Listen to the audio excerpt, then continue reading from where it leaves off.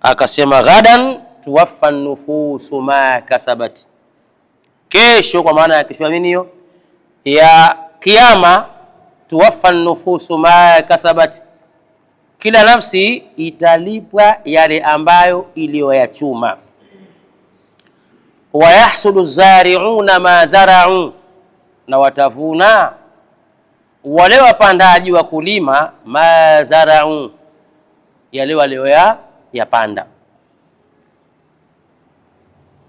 Umepanda mgomba, matarajio yake uje uvune ni ndizi. Umepanda muhogo, matarajio yake uvune muhogo. Mtama kadhalika.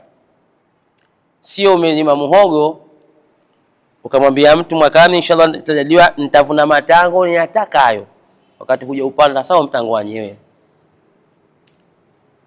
Akaendelea akasema fa in ahsanu li anfusikum, kama mtafanya vizuri katika kulima kwenu huko, ahsanu li anfusikum, mtakuwa mmejifanyia uzuri kwa manufaa nini ya nafsi zenu wenyewe.